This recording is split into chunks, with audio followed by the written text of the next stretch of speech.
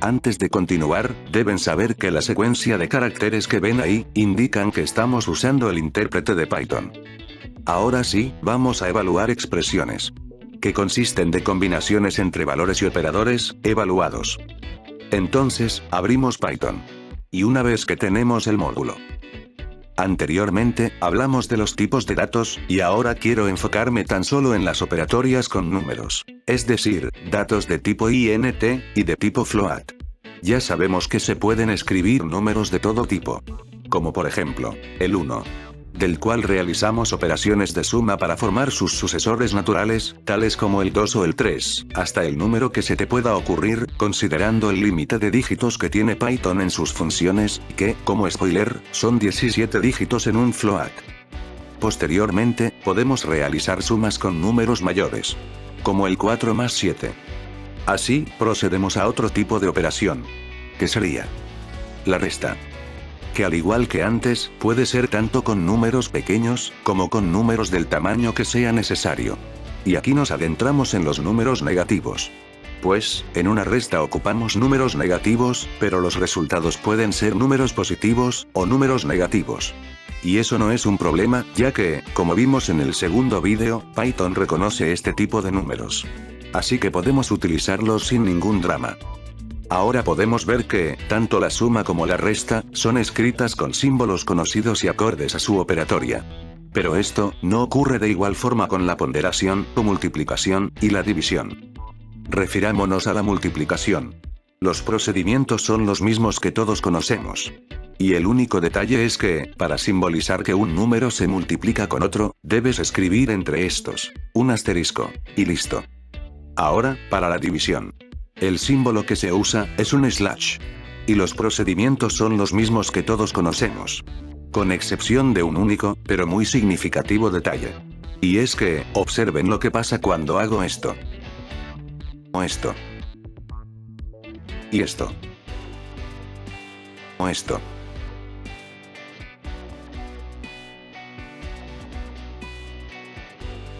Bueno, creo que ya es suficiente para que vean el problema. Y es que Python, por defecto, entrega a los resultados en un estándar de función parte entera. Por eso pueden notar que los resultados son el número entero, menor o igual, al resultado original, que debería ser, en los números reales. Sería bueno que lo corroboraran ustedes mismos. Y mejor aún si lo intentan con números negativos, para que les quede claro. Pero tranquilos, esto tiene solución. Y es que todos queremos el resultado real de la división. Para eso, es necesario que escriban un punto y un cero, por lo menos en uno de los números de la operación, y Python se encargará de convertir todo en números reales, que luego entregará un resultado real. Ahora, podemos combinar operaciones, y ver la lógica que usa Python para resolverlos.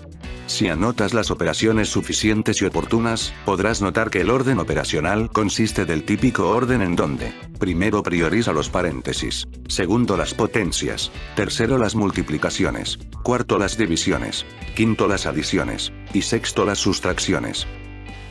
Nótese que si no escribimos el punto y el cero en alguno de los números en la operación, el resultado volverá a cumplir con la función parte entera. Por ende, necesitamos estar atentos en escribirlo, en cualquiera de ellos, para que el resultado sea en los números reales, o de tipo float. Ahora, solo nos falta el operador de potencia. Y conocemos el símbolo de multiplicación, un asterisco.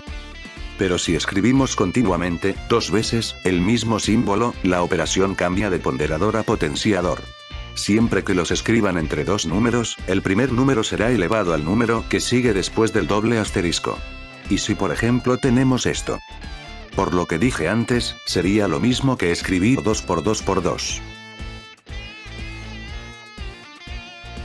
Pero ahora, desde las potencias, podemos plantear las raíces.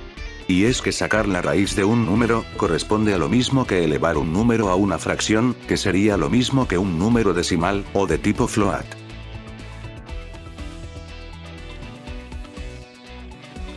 Ahora veamos la utilidad del símbolo porcentaje.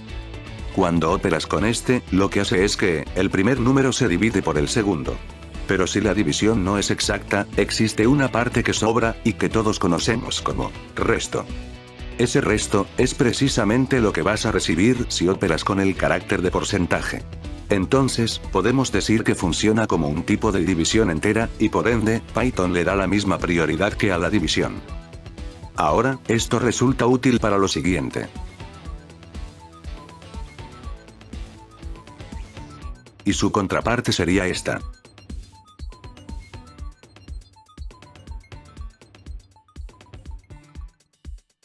Resulta útil saberlo, ya que más adelante podríamos usarlo en ciertas funciones.